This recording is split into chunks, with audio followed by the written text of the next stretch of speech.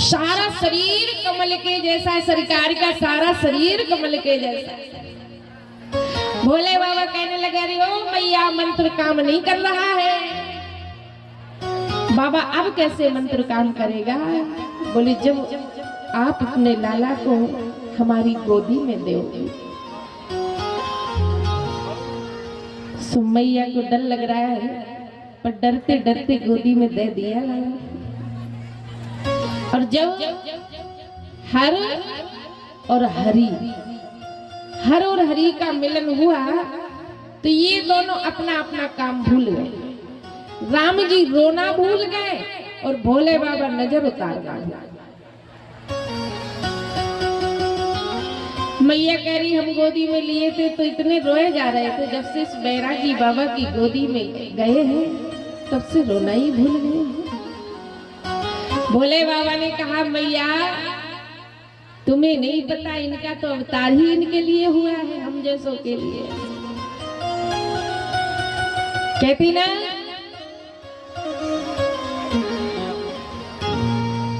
राम संत के पिता और संत राम के पूत, संत न होते जगत में तो रहते राम निपुण। संत ही तो राम की बेटा है। अरे संत वो बेटा है जो उनके अनुसार चल रहे हैं। लाडला बेटा है संत, लाडला। इसीलिए तो अगर कोई संत महात्मा आए और किसी से कुछ कह जाए तो वो बात सिद्ध क्यों हो जाती है? क्योंकि कहते तो संत हैं पर उसको पूरा भगवान करते हैं। लाडला बेटा है संत, इसलिए भगवान अपना सारे खजाने की चाबियां उसको दे देते हैं, सारे खजाने।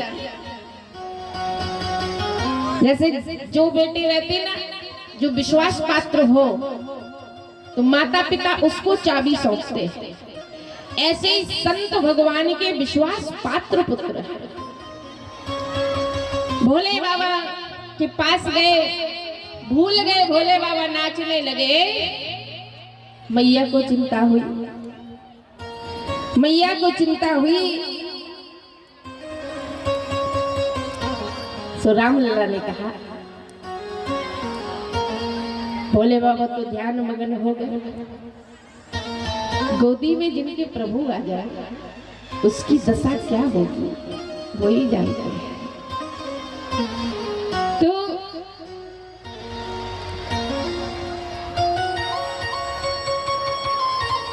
राम जी सरकार ने अपने कर कमलों से भोले बाबा की लंबी लंबी दाढ़ी के 2-4 बाल पकड़ के खींच दी। तो बाबा की आंख खुल गई, आंख खुल गई। बोले बाबा माता चिंता कर रही है।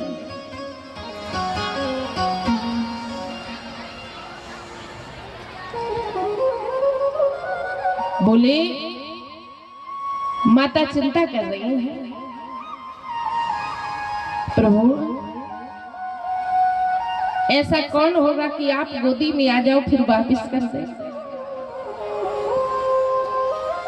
आपके हृदय में तो हमेशा रहते हैं। ठीक है प्रभु, आपकी आज्ञा का पालन करेंगे। राम लला को वापिस कर दिया मैया की गोदी में।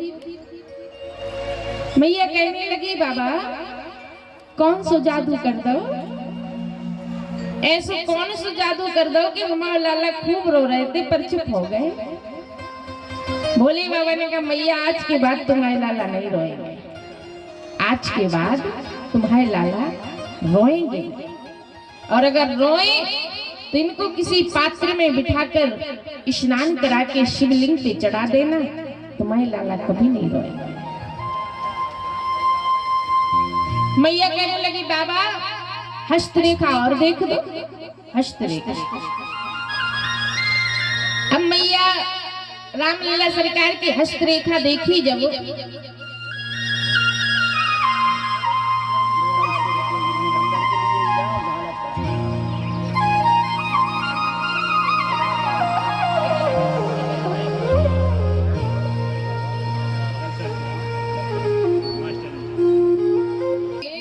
हस्तरेखा देख दो। तो हस्तरेखा जब देखी राम जी की, बोले बाबा हस्तरेखा देखी तो कहने लगे मैया सही सही बता दे। सुमैया कौशल्या देख रही है, बोले मैया आपकी लाला की हस्तरेखा तो ये कह रही है कि ये जन्मे नहीं है, प्रकट हुए, जन्मे नहीं है।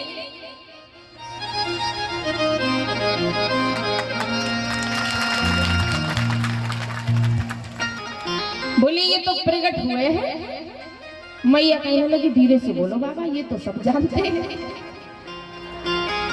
और मैया बताएं आपकी लाला की हस्तरेखा तो बहुत अच्छी है, बड़े जल्दी ये पढ़ने जाएंगे तो बड़े जल्दी शिक्षा प्राप्त कर लेंगे। और देखो जनकपुरी जाएंगे, ऐसा ऐसा होगा, जनक की बेटी से विवाह होगा। अरे जो काम कोई न कर पाएगा वो काम तुम्हारे लाला करेंगे। मैया बड़ी प्रसन्न हुई। अब जैसे ही भोले बाबा बंदोबस्त की बात बताने वाले हैं कि राम जी ने फिर दाढ़ी के बाल खींच दिए। बाबा मैया को अभी से चिंता हो जाएगी, रोक दिया। तो सारी अच्छी अच्छी बात बता के और भोले बाबा कैलाश पे पहुंचे। देवी पार्वती से कहने लगे, कहा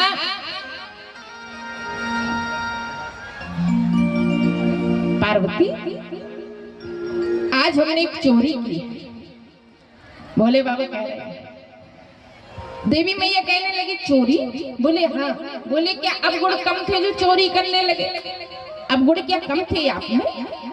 बोले भूतधारी, भभूतधारी, गंगाधारी, चंदाधारी, जटाधारी, भस्मीधारी और बोले चोरीधारी भी हो रहे। बोले चोरी तो की है। क्या चोरी की? क्या चोरी की?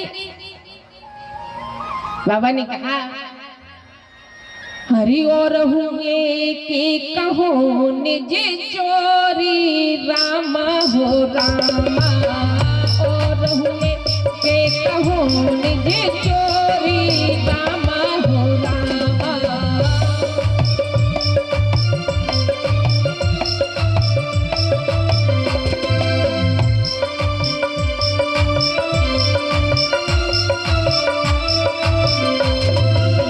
सुन गिर जा अति तृण मति तोरी, रामा हो रामा।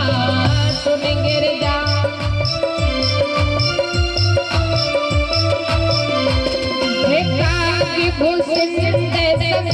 हमें कोई रामा, अजी मनुज रूप जाने नहीं कोई, रामा हो रामा।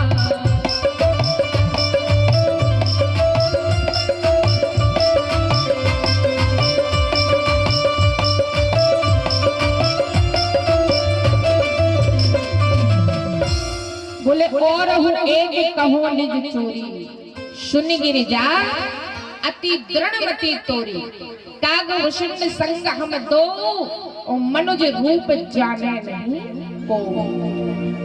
हे गिरिजा सावधानी से सुनना, हम एक चोरी करके आए।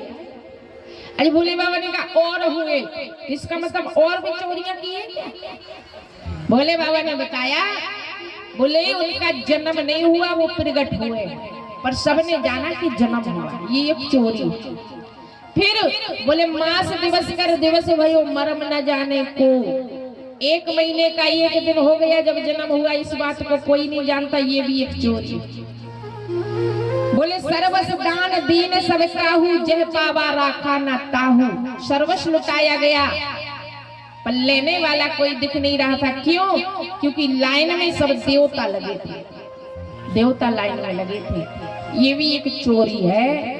और देवी पार्वती से कहा उसी चोरी में एक हमने कर ली, मनुष्य का रूप धारण करके गए, प्रभु के दर्शन करके आए हैं, इस बात को भी कोई जानता